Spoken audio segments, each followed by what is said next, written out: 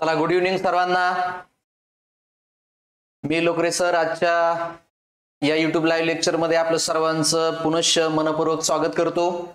कालपासून आपण समाज सुधारकाच्या संदर्भामध्ये माहिती पाहायला सुरुवात केलेली होती आणि काल आपण या सिरीज मधले पहिले समाज सुधारक आचार्य बाळशास्त्री जांभेकरांच्या संदर्भामध्ये आपण काही माहिती काल पाहण्याचा प्रयत्न केला होता. ठीक आहे, आज आपण दुसरे समाज सुधारक आहेत आजचे. त्यांचं नाव आहे राव बहादूर दादोबा पांडुरंग तरखडकर. चला, लॉर्ड कर्जन हाय, सर्वांना हाय मित्रांनो, सर्वांना नमस्कार, सर्वांना गुड इव्हनिंग.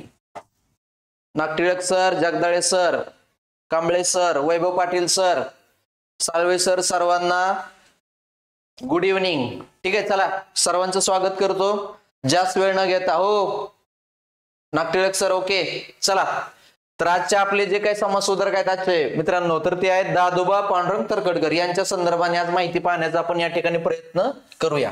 ठीक आहे, तर दादोबांना राव बहादूर हा किताब दिलेला होता ब्रिटिश सरकारने. बघा, राव बहादूर दादोबा पांडुरंग तरखडकर.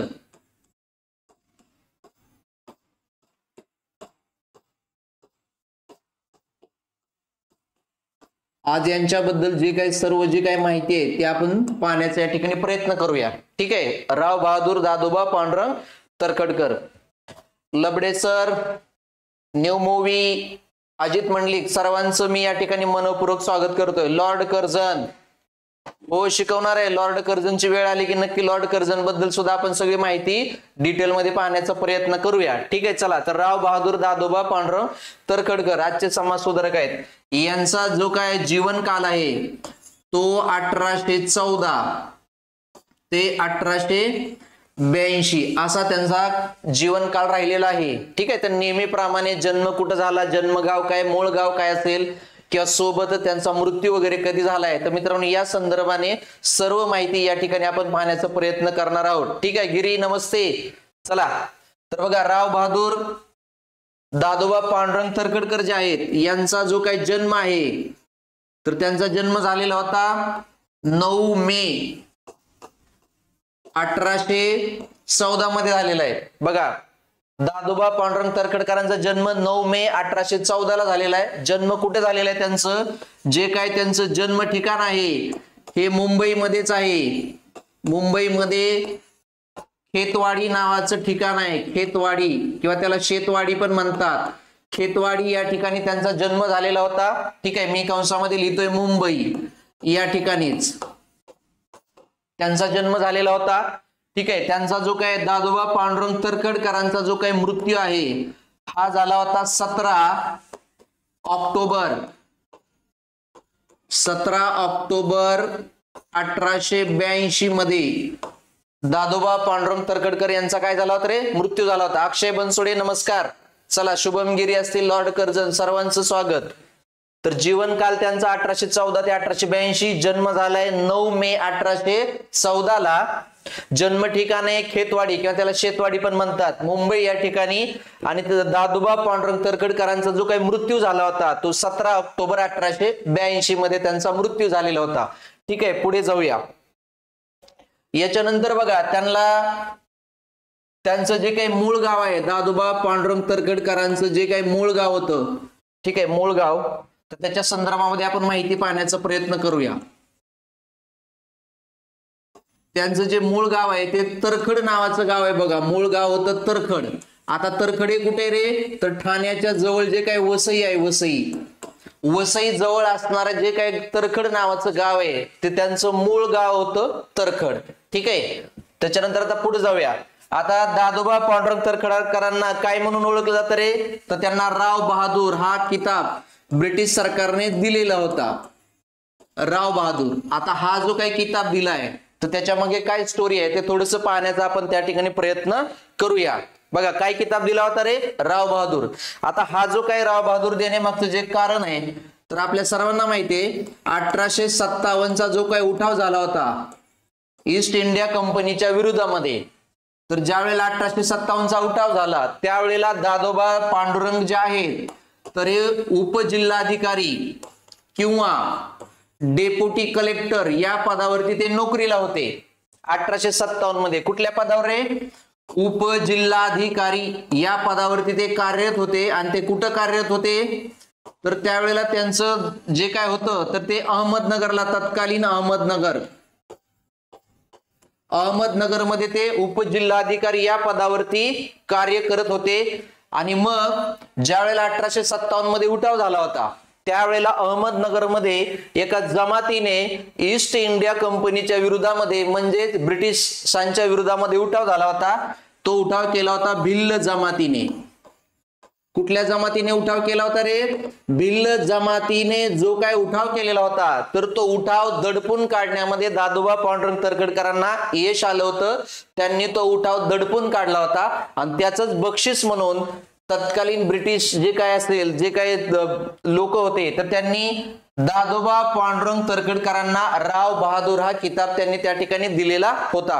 काय कारण आहे रे? आता सांगितलं 1857च्या उठावामध्ये अहमदनगरमध्ये भिल्ल जमातीने जो काय उठाव केलेला होता तो उठाव यशस्वीपणे दडपून काढला दादोबा पांडुरंग तरखडकरांनी ऍज अ डेप्युटी कलेक्टर म्हणून किंवा उपजिल्हाधिकारी म्हणून ते त्या ठिकाणी कार्यरत होते. आणि याच कार्याची दखल घेऊन ब्रिटिश सरकारने त्यांना राव बहादूर हा किताब दिलेला होता. ठीक आहे. आपल्याला विचारलं जाईल की भिल्ल जमातीचा नेता कोण होता त्यावेळेला? ज्या वेळेला भिल्लांनी उठाव केला तर भिल्लांचा नेता कोण होता?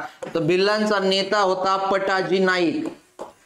पटाजी नाईक नावाचा जो काही व्यक्ती आहे तो त्यावेळेला भिल्लांच्या उठावाल्यांचा काय होता रे? नेता होता. तर तो हा उठाव दडपून काढला म्हणून राव बहादूर हा किताब दिला. सोबतच दादोबांना अजून एका नावाने ओळखलं जातं. काय म्हणतात रे दादोबांना? मराठी भाषेचे पाणिनी. मराठी भाषेचे पाणिनी म्हणून सुद्धा दादोबांना ओळखलं जातंय. ठीक आहे. आता का ओळखलं जातंय तर आपल्या सर्वांना माहितीये मराठी भाषे संदर्भात किंवा मराठी व्याकरणाच्या संदर्भामध्ये मोठं कार्य त्या काळामध्ये दादोबा पांडुरंग तरखडकरांनी केलं म्हणून त्यांना मराठी भाषेचे पाणिनी असे म्हणतात. आता पाणिनी हे जे काही व्यक्ती आहेत हे संस्कृत व्याकरणकार आहेत. मग पाणिनींनी संस्कृत व्याकरणासाठी जे काही योगदान दिलंय अगदी त्याच पद्धतीचे योगदान मराठी व्याकरणाच्या क्षेत्रामध्ये दादोबा पांडुरंग तरखडकरांनी दिलं असल्यामुळं त्यांना मराठी भाषेचे पाणिनी या नावाने त्यांना सुद्धा ओळखलं जातंय. आता हे त्यांना कोण म्हटलं होतं रे? तर हे त्यांना लोकहितवादी असे म्हणले होते. लोकहितवादी कोण आहेत? गोपाळ हरी देशमुख. तर लोकहितवादींनी त्यांना मराठी भाषेचे पाणिनी अशी उपमा दिलेली आहे किंवा हा किताब किंवा एक उपाधी म्हणून आपण त्यांना ती दिलेली आहे. कारण दादोबांनी आपल्याला माहितीये 1836 मध्ये मराठी व्याकरणावरचा प्रसिद्ध ग्रंथ त्यांनी लिहिला होता. त्याचं नाव आहे महाराष्ट्र भाषेचे व्याकरण. महाराष्ट्र भाषेचे व्याकरण नावाचा ग्रंथ 1836 मध्ये दादोबा पांडुरंग तरखडकरांनी लिहिलेला होता हा ग्रंथ. ठीक आहे. आणि सोबतच नंतर पुढच्या काळामध्ये आणखीन एक मराठी व्याकरणावरचा ग्रंथ दादोबांनी लिहिलेला आहे. मराठी व्याकरणासाठी मोठं योगदान त्यांचं आहे. ग्रंथाचं नाव होतं मराठी लघु व्याकरण. तर हे दोन ग्रंथ त्यांनी लिहिलेले आहेत. आणि एक लक्षात ठेवा मराठी व्याकरणाचा सर्वप्रथम शास्त्र शुद्ध अभ्यास करणारा व्यक्ती कोण? तर मराठी व्याकरणाचा सर्वप्रथम शास्त्र शुद्ध अभ्यास करणारं व्यक्तिमत्व म्हणजे दादोबा पांडुरंग तरखडकरांना या ठिकाणी ओळखलं जातंय. आता अनेक ठिकाणी तुम्ही दादोबा पांडुरंग असंच वाचलेलं असेल. काय स्टोरी आहे बघा. दादोबा पांडुरंग तरखडकर लिहितच नाही. एक लक्षात घ्या जुन्या काळामध्ये पूर्ण नाव लिहिण्याची पद्धत आपल्याकडे नव्हती. आपलं ना आपल्या वडिलांचंच नाव आपण लिहायचो. पूर्ण नाव लिहिण्याची पद्धत जी आहे ती आपण फारसी भाषेतून स्वीकारलेली आहे. कुठल्या भाषेतून रे? फारसी भाषेतून पूर्ण नाव लिहिण्याची पद्धत आपण स्वीकारलेली आहे. आजही दक्षिण भारतामध्ये पूर्ण नाव लिहिलं जात नाही. उदाहरणार्थ आपला क्रिकेटर आहे रविचंद्रन अश्विन, KL राहुल, ठीक आहे, साई सुदर्शन अशीच नावं अजूनही दक्षिण भारतामध्ये तिकडे तोच प्राघात आहे. परंतु आपल्याकडे मात्र पूर्ण नाव लिहिण्याची जी पद्धत आहे तर ती आपण फारसी भाषेतून स्वीकारलेली आहे. त्याच्यामुळे जुन्या काळामध्ये फक्त दादोबा पांडुरंग एवढं जरी लिहिलेलं असलं तरी ते दादोबा पांडुरंग तरखडकरच आहेत. तर ठीक आहे, 1836 मध्ये महाराष्ट्र भाषेचं व्याकरण पुस्तक लिहिलं. मराठी व्याकरणावरती खूप मोठं योगदान त्यांचं आहे, म्हणून त्यांना मराठी भाषेचे पाणिनी असं कोणी म्हटलेलं होतं रे?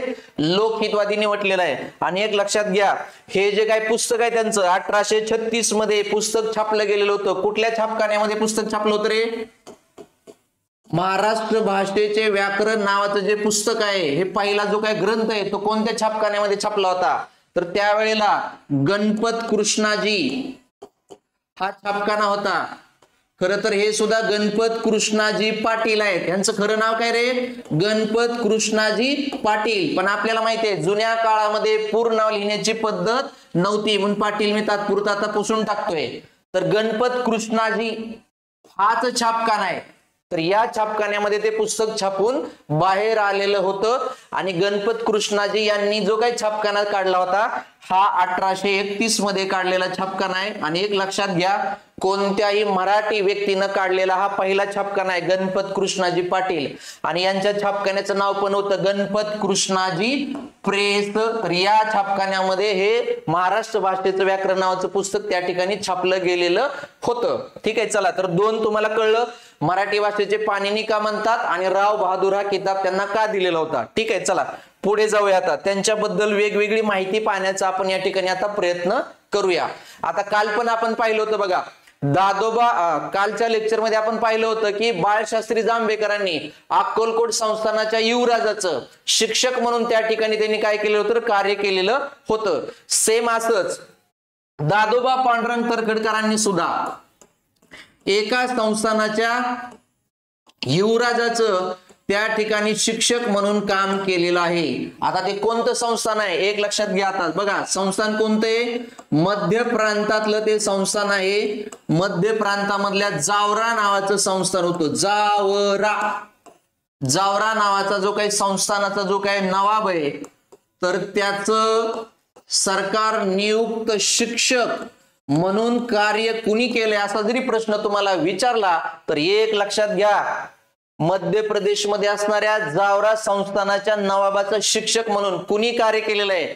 तर ते कार्य केलेलं होतं दादोबा पांडुरंग तरखडकरांनीच काम केलेलं. एक शिक्षक म्हणूनच त्यांनी आपल्या आयुष्याची किंवा जीवनाची काय केलेली होती रे? सुरुवात केलेली होती. ठीक आहे, त्याच्यानंतर पुढे जाऊया. आता ज्या वेळेला हे शिक्षक म्हणून त्या ठिकाणी आहेत, नंतर मग पुढे काय झालं? पुढे जाऊन काल पण आपण बघितलं होतं की जांभेकरांनी एल्फिन्स्टन कॉलेजमध्ये शिक्षक म्हणून काम केलं. अगदी तसंच एल्फिन्स्टन कॉलेजमध्ये नंतर शिक्षक म्हणून सुद्धा कार्य दादोबा पांडुरंग तरखडकरांनी केलेलं आहे. ठीक आहे, जावरा संस्थानाचं तर केलंच नवाबाचं. त्याच्यानंतर पुढे कुठे आले रे? ते एल्फिन्स्टन कॉलेजमध्ये शिक्षक म्हणून ते रुजू झालेले होते. नंतर मात्र यांची बदली होते. आता दादोबा पांडुरंग तरखडकरांची बदली कुठे होते रे? अरे मित्रा सांगितलं ना, छापखाना गणपत कृष्णाजी पाटील. मित्रा काय नाव आहे? बी आलोन. मित्रा गणपत कृष्णाजी पाटील यांनी तो छापखाना काढलेला होता आणि त्यांच्या छापखान्याचं नाव होतं गणपत कृष्णाजी प्रेस. ते पहिले मराठी व्यक्ती आहेत स्वतःचा छापखाना काढणारे. ठीक आहे, बरोबर आहे शुभम कांबळे. जावरा संस्थानाच्या नवाबाचं त्यांनी शिक्षक म्हणून कार्य केलेलं होतं. ठीक आहे, चला पुढे जाऊया, पुढच्या विषयाकडे जाऊया. आता दादोबांची बदली होते सुरतला. शिक्षक म्हणून त्यांची बदली कुठे होते रे? सुरतला जेव्हा दादोबांची बदली होते, तर आता दादोबा मी त्यांच्या आयुष्यामध्ये काढलेल्या महत्वाच्या 3 संस्थांचा आता आपल्याला या ठिकाणी माहिती पाहिजे. कोणत्या 3 संस्था त्यांनी काढलेल्या आहेत? ज्या वेळेला त्यांची बदली होते सुरतमध्ये, तर सुरतमध्ये त्यांनी पहिली संस्था किंवा संघटना काढली. तिचं नाव आहे मानव धर्म सभा. तुम्हाला विचारलं जाईल मानव धर्म सभा कोणी काढलेली आहे? तर मानव धर्म सभा 1844 मध्ये दादोबा पांडुरंग तरखडकरांनी सुरत या ठिकाणी या संघटनेची काय केली होती? स्थापना केलेली होती. मानव धर्म सभा कुठे? सुरत या ठिकाणी काढलेली आहे. ठीक आहे, चला मुंबईच्या बाहेर काढली एवढं लक्षात ठेवा. मानव धर्म सभा झाली. दादोबांनी आणखीन एक संस्था काढलेली आहे, त्याच्याबद्दल माहिती बघूया. काय काढले रे त्यांनी? ज्ञान प्रसारक सभा. ज्ञान प्रसारक सभा सुद्धा काढली होती दादोबांनी. आता ही कधी काढले? ही 1848 मध्ये ज्ञान प्रसारक सभेची स्थापना झालेली आहे. आणि ज्ञान प्रसारक सभा जे काही स्थापन झालं ते मुंबई या ठिकाणी स्थापन झालेली होती. कोणत्या शहरामध्ये रे? मुंबईमध्ये स्थापन झालेलं होतं. ठीक आहे, बरोबर आहे शुभम कांबळे. 1844 ला मानव धर्म सभेची स्थापना केलेली आहे दादोबांनी. ठीक आहे, सुरतमध्ये. थोड्या वेळाने डिटेल मध्ये आपण तिन्ही संस्थांची माहिती पाहणार आहोतच. तिसरी संस्था किंवा संघटनेशी संबंध आहे त्यांचा, त्याचं नाव आहे परमहंस सभा.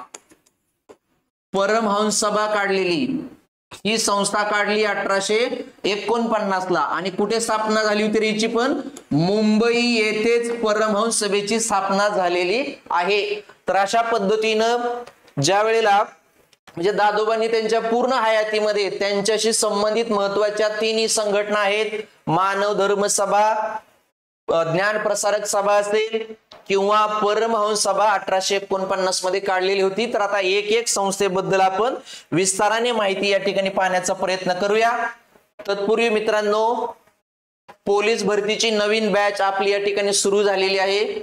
ठीक आहे, तर येणारी जी काही पोलीस भरती आहे त्याच्यामध्ये मग संपूर्ण गणित बुद्धिमत्ता असेल, संपूर्ण मराठी व्याकरण असेल किंवा संपूर्ण सामान्य ज्ञान असेल, या सर्वच विषयाची तयारी केवळ 999 या रुपयामध्ये आपली करून घेतली जाणार आहे. ठीक आहे, आणि या बॅचचा कालावधी असणार आहे 5 महिने. आणि याच्यासाठी अनलिमिटेड व्ह्यूज असतील.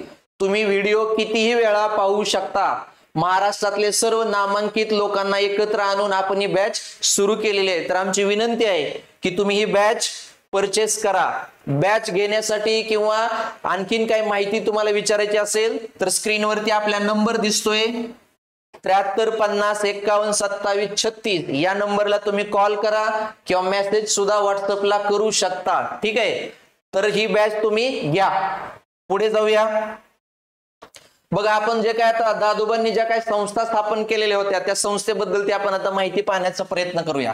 तर पहिली संस्था त्यांनी काढलेली आहे संघटना मानव धर्म सभा. मानव धर्म सभा कधी काढली रे? 22 जून 1844 मध्ये या संस्थेची स्थापना झालेली आहे. 22 जून 1844 ला मानव धर्म सभा स्थापन झाली. ठिकाण कुठे स्थापन झाली असं जरी आपल्याला विचारण्यात आलं तरी सांगायचंय सुरत या ठिकाणी स्थापन केली होती. कारण दादोबांची शिक्षक म्हणून बदली आता सुरतला झालेली आहे. सुरत मध्ये गेल्यानंतर त्यांनी मानव धर्म सभा 22 जून 1844 ला स्थापन केलेली आहे. आता संस्थापक कोण आहेत? दादोबा पांडुरंगच आहेत. दादोबा पांडुरंग तरखडकर. ठीक आहे, तर यांनी ही संस्था स्थापन केलेली आहे. सोबत त्यांचे काही सहकारी पण आहेत. इथं कोण सहकारी आहे रे? दुर्गादास मंचाराम या नावाचे त्यांचे सहकारी आहेत या संघटनेमध्ये काम करणारे. दुर्गादास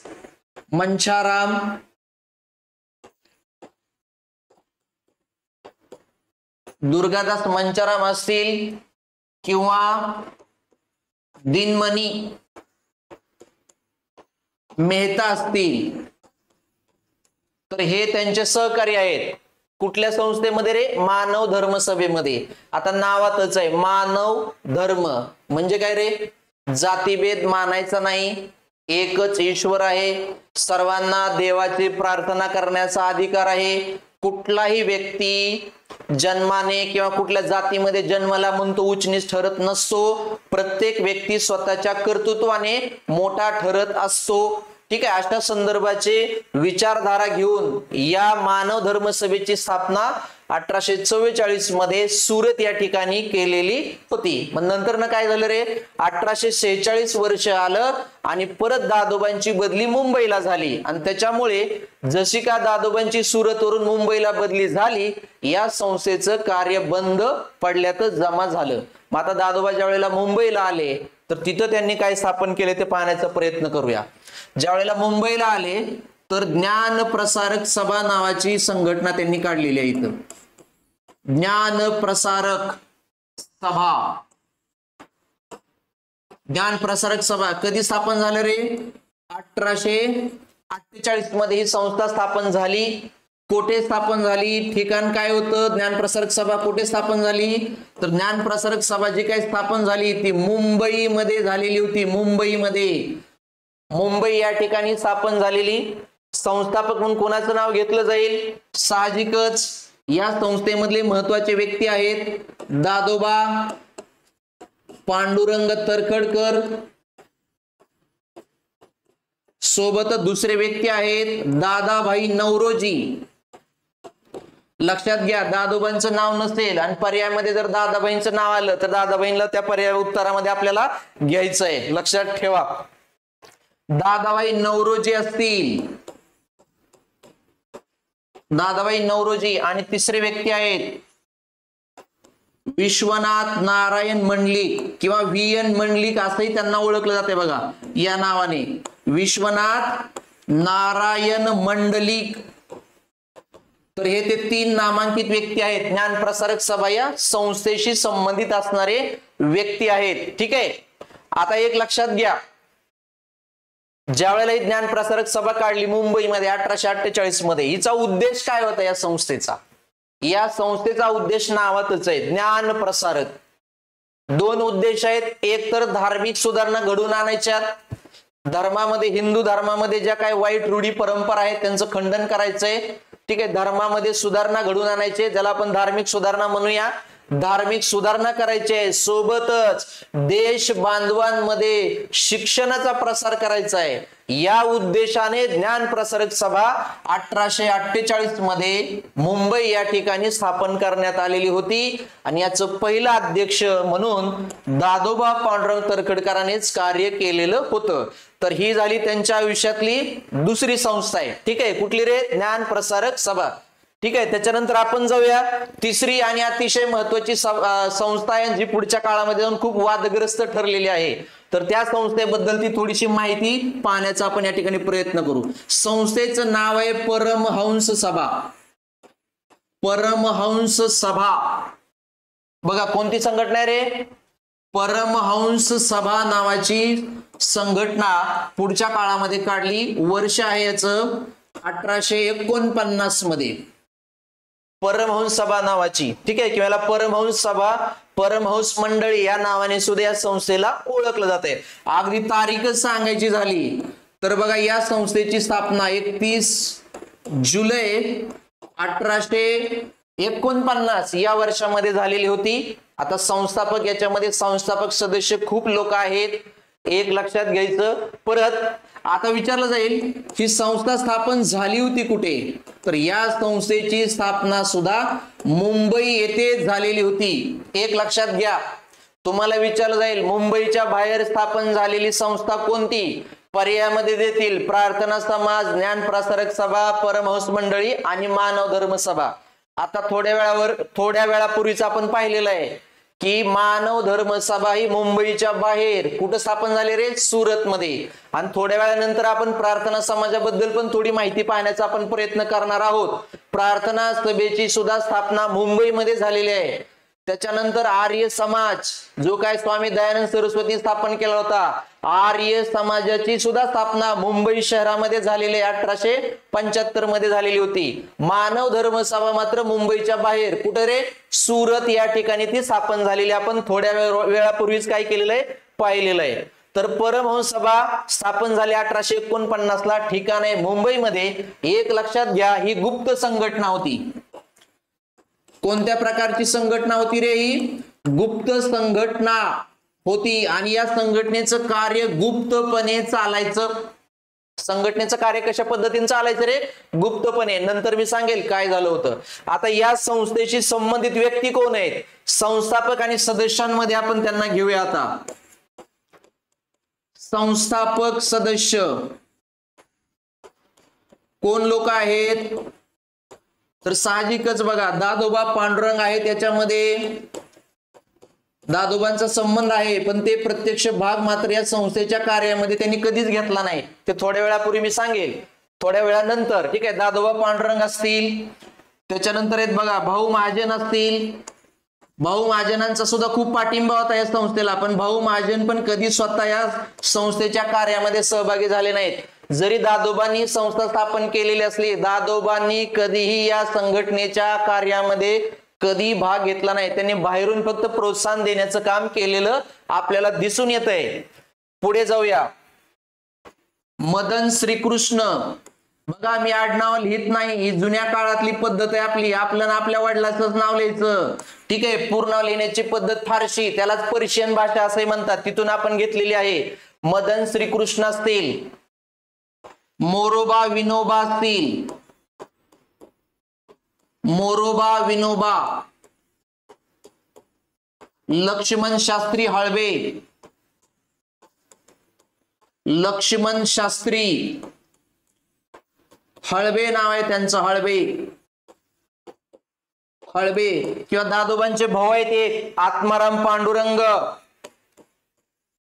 दादोबा पांडुरंग तरखडकरांचे बंधू आहेत, त्यांचं नाव आहे आत्माराम पांडुरंग. हे सुद्धा या संस्थेमध्ये होते. आणि एक नाव मी जाणीवपूर्वक ठेवलंय उशिरा, जाणीवपूर्वक एक नाव मी लिहायचं ठेवलंय. कारण असं ठेवलंय कारण ते परमहंस मंडळीचे अध्यक्ष होते.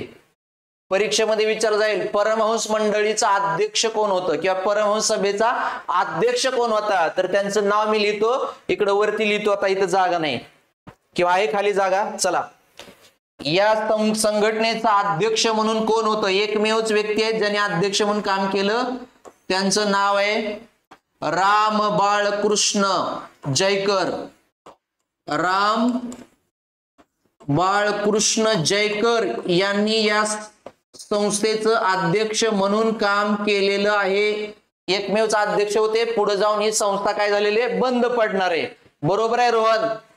रोहन तुमचं बरोबर आहे, अभिनंदन तुमचं. ठीक आहे. चला, कोथमिरे मॅडम बरोबर आहे तुमचं पण.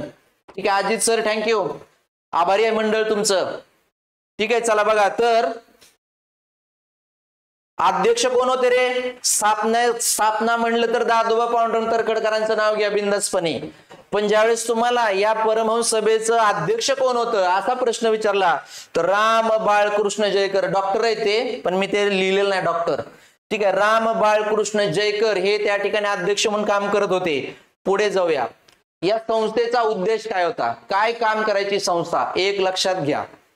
या संस्थेचा उद्देश होता जातीभेद मानायचा नाही. धर्मामध्ये ज्या काही वाईट रूढी परंपरा आहेत त्याच्यामध्ये आपल्याला बदल करायचे आहेत. स्त्रिया असतील त्यांना शिक्षण घेण्याचा अधिकार आहे. अस्पृश्य जे काही लोक आहेत त्यांना शिक्षणाचा अधिकार असला पाहिजे. ठीक आहे. म्हणजे या पद्धतीनं किंवा एकच देव आहे, एकेश्वरवादाचा पुरस्कार यांनी केलेला आहे. मूर्ती पूजा परमहंस मंडळी मधल्या लोकांना मान्य नव्हती. मूर्ती पूजेला यांचा विरोध होता आणि यांचं असं मत होतं की ईश्वर हा एकच आहे. एकेश्वरवादाचा पुरस्कार करणारी संस्था आहे. आणि तुम्हाला विचारलं जाईल परमहंस मंडळीवरती कुणाचा प्रभाव होता, तर परमहंस मंडळीवरती ख्रिश्चन धर्माचा प्रभाव होता. कुठल्या धर्माच्या प्रभावाखाली होती रे परमहंस मंडळी? ख्रिश्चन धर्माच्या प्रभावाखाली ही मंडळी, इथले जे लोक होते. आणि एक लक्षात घ्या, या लोकांचं काम कसं चालायचं, एक गुप्त संघटना होती ना, तर मग हे एकत्र यायचे आणि सर्वच जाती धर्माच्या लोकांच्या सहभोजनाचे कार्यक्रम हे त्या ठिकाणी आयोजित करायचे. अस्पृश्य लोकांनी आणलेलं जेवण किंवा ख्रिश्चन लोकांनी आणलेला पाव किंवा मुस्लिम लोकांनी आणलेली भाजी हे सगळेजण एकत्र बसायचे. सगळेजण एकत्र बसून एकत्र जेवण करायचे. आणि या संघटनेमध्ये प्रवेश करण्याच्या अगोदरच मी जातीभेद मानणार नाही अशा पद्धतीची शपथ सुद्धा त्या ठिकाणी घ्यावा लागायची. आणि अशा पद्धतीचं गुप्तपणे कार्य ही संघटना त्या काळामध्ये करत होती.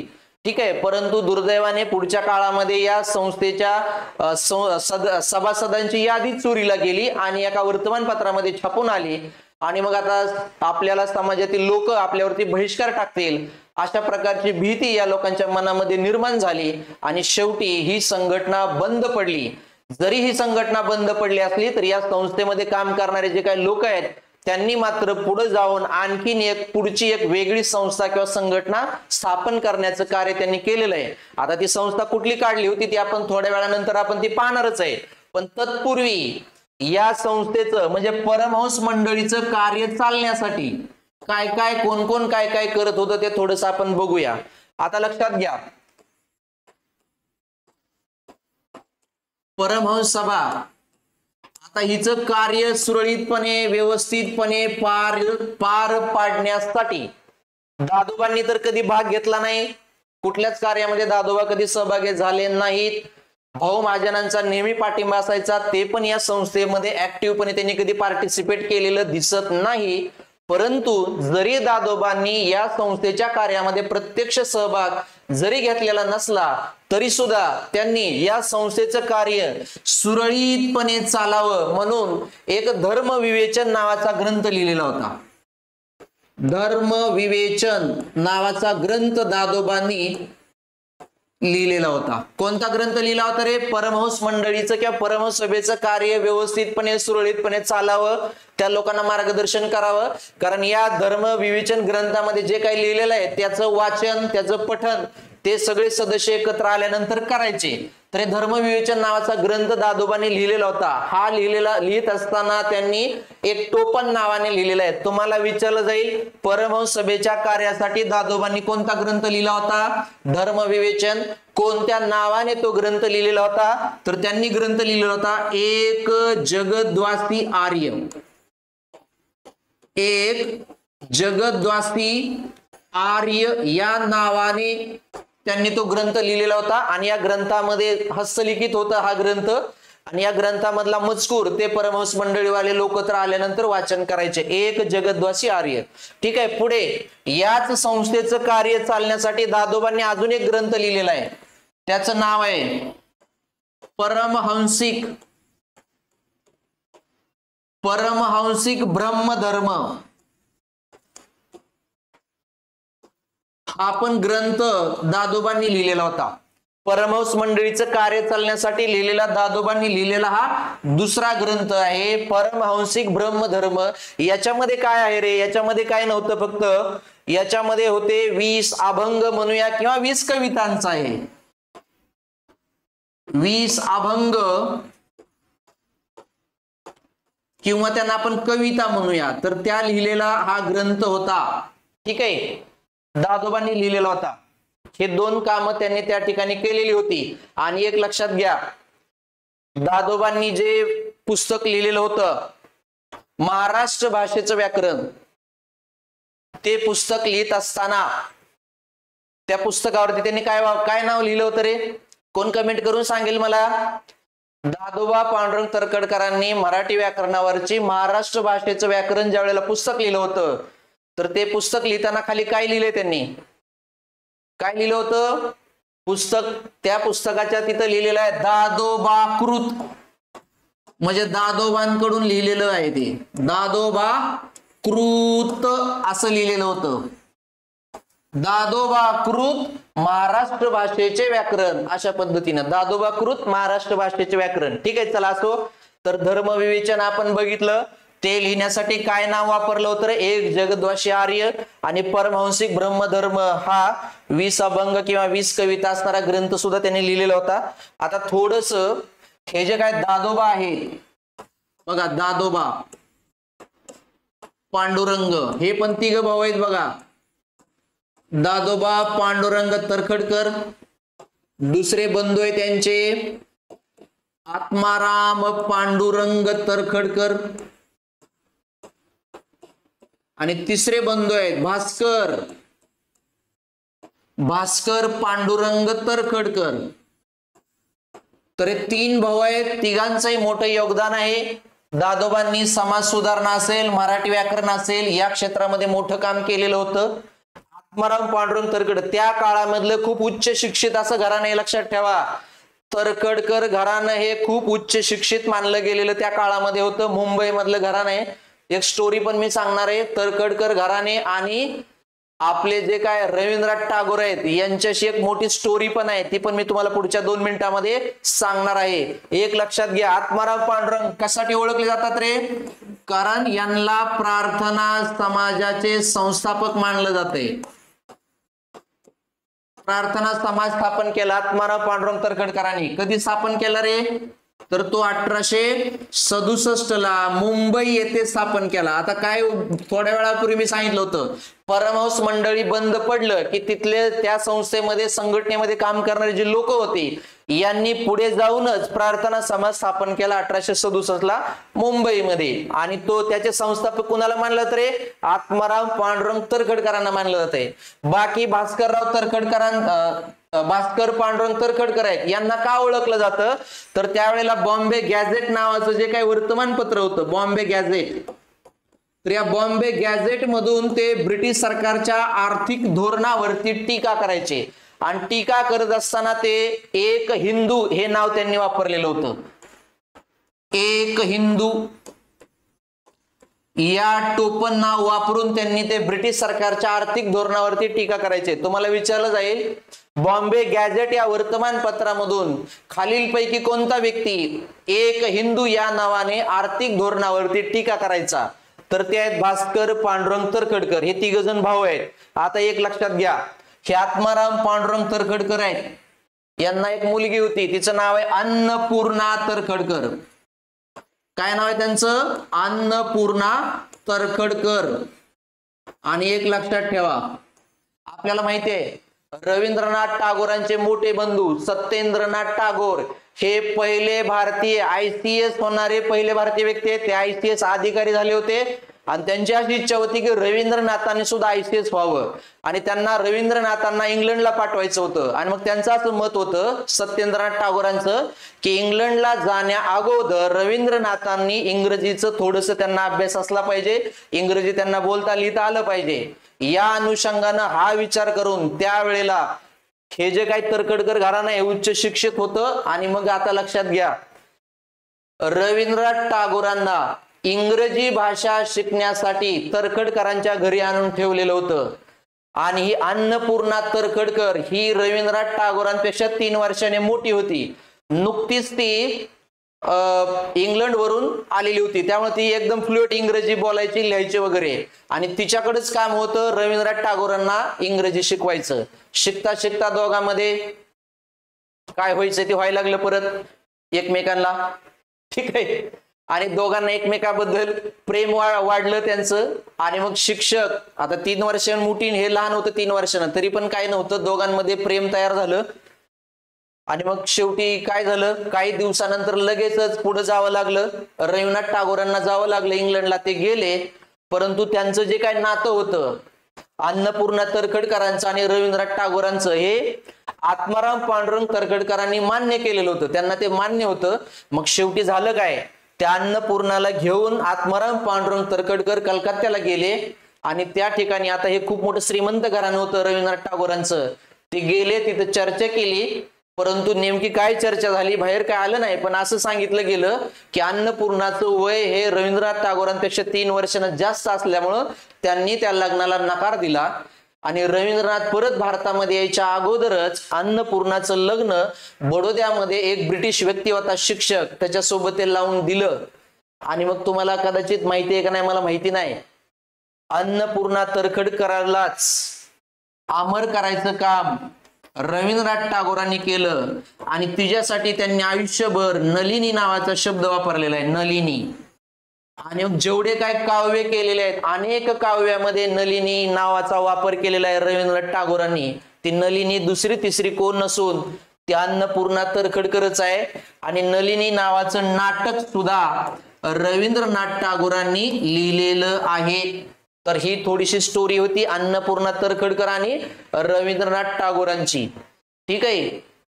चला पुढे जाऊया. तर हे तिघा भावाबद्दल थोडीशी माहिती आपण या ठिकाणी पाहण्याचा प्रयत्न केलेला आहे. आता दादोबांनी आणखीन काय काय काम केलं, आता थोड्या वेळापूर्वी सांगितलं ना की बाबा 1857चा काय उठाव झाला. मग उठाव झाल्यावर ते उपजिल्हाधिकारी पदावरती अहमदनगर मध्ये आहेत कार्यरत. मग त्या ठिकाणी भिल्लांनी उठाव केला. मग भिल्लांनी उठाव केल्यानंतर मग तो उठाव दादोबांनी काय केला रे, मोडून काढला. आणि मोडून काढल्यामुळे मग इंग्रज त्यावेळेचे खुश झाले आणि त्यांनी दादोबांना राव बहादूर हा किताब त्या ठिकाणी दिलेला होता. आणि मग लक्षात ठेवा ब्रिटिश सरकार त्यावेळेच असे किताब द्यायचे, राव बहादूर, खान बहादूर, दिवाण साहेब, सर, राजा, महाराजा असे किताब द्यायचं. आणि मग हे लोक पण ब्रिटिशांसोबत एकनिष्ठ राहायचे.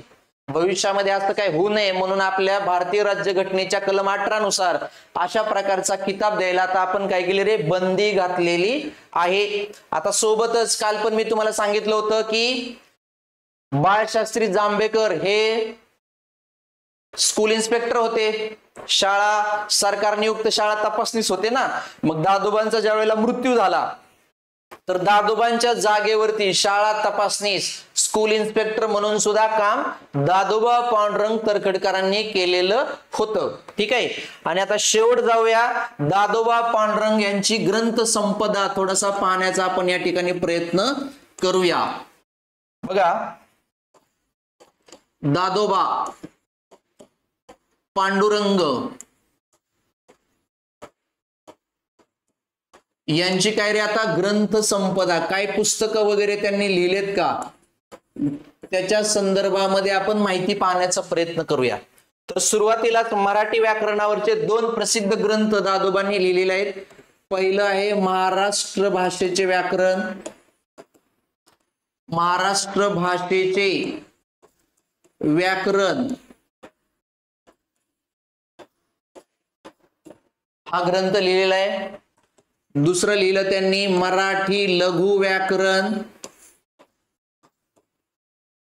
मराठी लघु व्याकरण नावाचा पण त्यांनी ग्रंथ लिहिलेला आहे. स्वतःच आत्मचरित्र त्यांनी लिहिलं होतं आणि त्या आत्मचरित्राचंच नाव आहे आत्मचरित्र. लक्षात ठेवा, तुम्हाला विचार जाईल आत्मचरित्र हे कुणाचं आत्मचरित्र आहे, तर दादोबांच्या स्वतःच्याच आत्मचरित्राचंच नाव आत्मचरित्र आहे. ठीक आहे. आत्मचरित्र नावाचा ग्रंथ त्यांनी लिहिलेला आहे. शिशुबोध नावाचा ग्रंथ त्यांनी लिहिलेला आहे.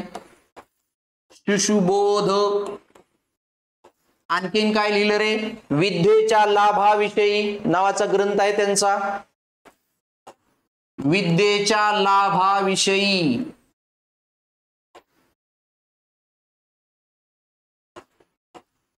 विद्येच्या लाभाविषयी हा पण ग्रंथ दादोबांनी लिहिलेला आहे. ठीक आहे. आणखीन एक महत्वाचं आहे बघा, आता चला इथं मी लिहितो विद्वाश्रू मार्जन. काय हे विद्वाश्रू मार्जन? विद्वाश्रू मार्जन. आता हे विद्वाश्रू मार्जनाबरोबर थोडीशी आपण चर्चा करूया. तर काय काय लिहिलं रे, महाराष्ट्र भाषेचं व्याकरण, मराठी लघु व्याकरण असेल, आत्मचरित्र होतं त्यांचं, शिशुबोध आहे, विद्येच्या लाभाविषयी असेल, विद्वाश्रू मार्जन असेल. तुम्हाला माहितीये ना मोरोपंत नावाचे लेखक आहेत मराठीमध्ये. मोराच्या आवाजाला काय म्हणतात? मोर जो ओरडतो त्याच्या आवाजाला काय म्हणतात? मोराची असते केकावली. मोराच्या आवाजाला काय म्हणतात? केकावली. मग मोरोपंत नावाचे एक लेखक आहेत, त्यांनी केकावली नावाचा ग्रंथ लिहिला होता. त्या केकावलीवरती टीकात्मक ग्रंथ लिहिण्याचं काम सुद्धा दादोबांनी केलेलं आहे. मोरोपंताच्या केकावलीवरती बघा, इकडे लिहितो मी. कशावरती रे? मोरोपंत. त्यांची काय होती रे? केकावली नावाचा ग्रंथ होता मोरोपंताचा. याच्यावरती एक टीकात्मक ग्रंथ लिहिलेला आहे दादोबांनी. समीक्षा ज्याला म्हणतो आपण, पहिला समीक्षा ग्रंथ सुद्धा मानतात त्याला काही लोक. तर काय रे, कोणता टीकात्मक ग्रंथ लिहिला होता? त्याचं नाव आहे यशोदा पांडुरंगी. यशोदा हे त्यांच्या आईचं नाव आहे आणि पांडुरंग हे त्यांच्या वडिलांचं नाव आहे. ठीक आहे. यशोदा हे दादोबांच्या आईचं नाव आहे, तर पांडुरंग हे त्यांच्या वडिलांचं नाव होतं, म्हणून यशोदा पांडुरंगी याच नावाने मोरोपंताच्या केकावलीवरती टीकात्मक ग्रंथ लिहिलेला होता दादोबा पांडुरंग तरखडकरांनी. ठीक आहे. आता थोड्या वेळापूर्वी मी एक ग्रंथाचं नाव लिहिलं होतं बघा, आता इकडे खरं तर तो ग्रंथ नाहीये, तो ग्रंथ नाहीये, विद्वाश्रू मार्जन.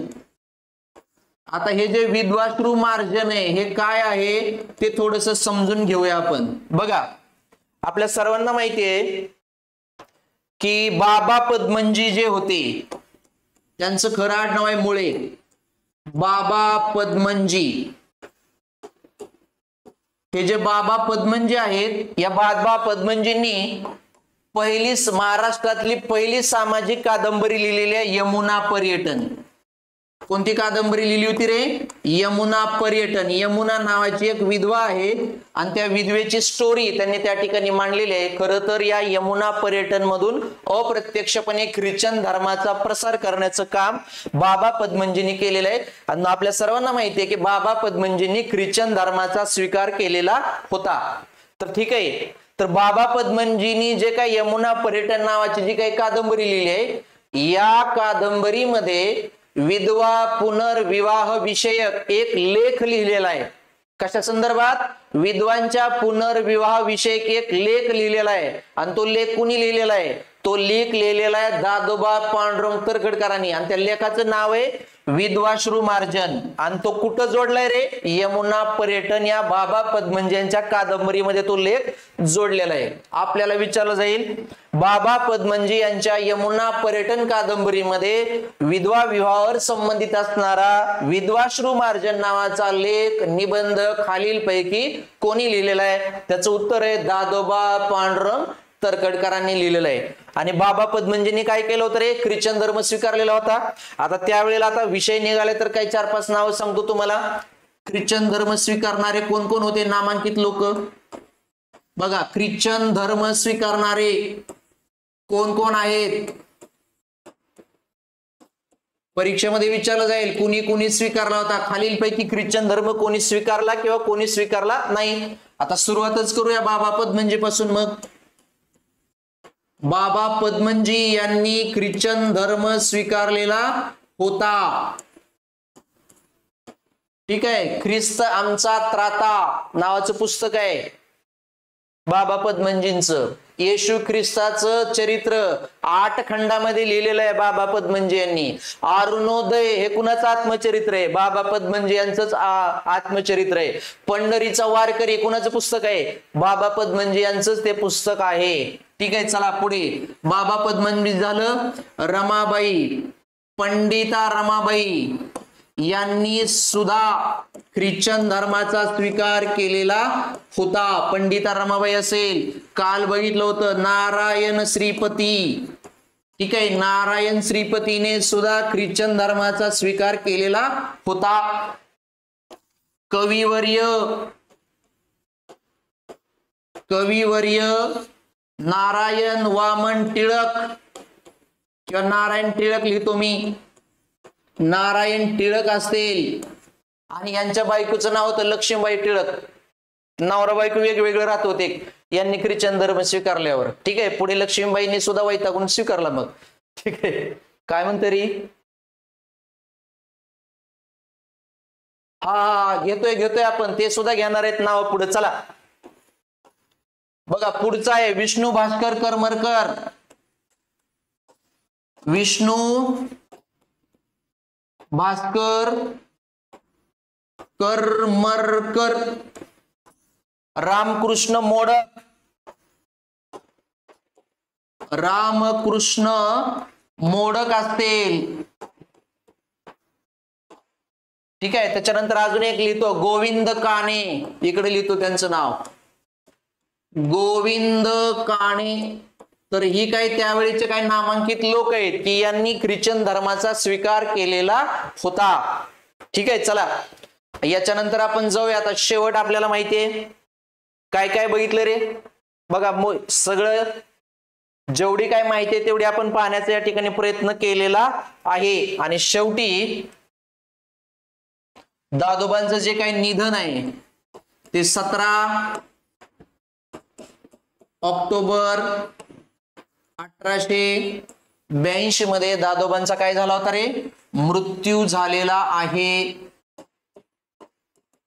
मृत्यू झाला. ठीक आहे, अशा पद्धतीनं दादोबा पांडुरंग तरखडकरांच्या संदर्भामध्ये जेवढी पण काय माहिती आपल्याला परीक्षेच्या दृष्टीने महत्वाची वाटली ही सर्व माहिती आपण या ठिकाणी पाहण्याचा आज प्रयत्न केलेला आहे. हो, ते गोविंदराव काणे आपण लिहिले आता. ठीक आहे, केलेलं आहे. बाकी बघा,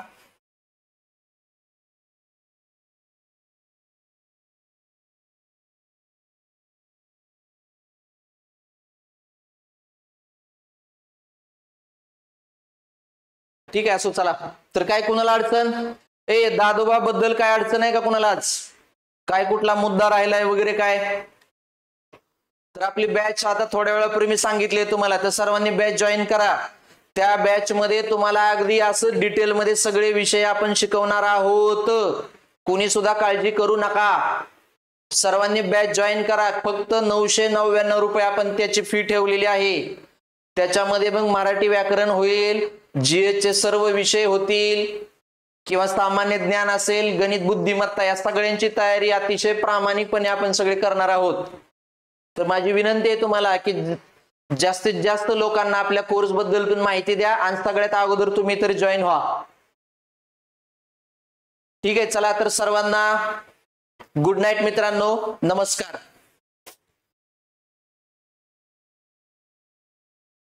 आता यानंतर मित्रांनो मराठी व्याकरणचं लेक्चर होणार आहे 9 वाजता. मराठी व्याकरण प्रदीप बोधले सर आपल्या भेटीला आता येत आहेत. ठीक आहे, 9 वाजता ते येतील. मराठी व्याकरणच्या संदर्भामध्ये तुमच्या ज्या काय अडीअडचणी असतील तर बोधले सर तुम्हाला त्याच्याबद्दल बोलतील. अभ्यास कसा करायचा वगैरे वगैरे सगळी माहिती तुम्हाला सर सांगायचं काम करतील. ठीक आहे, 9 वाजता सर येणार आहेत लाईव्ह आता. ओके, तोपर्यंत सर्वांना good night. Thank you very much.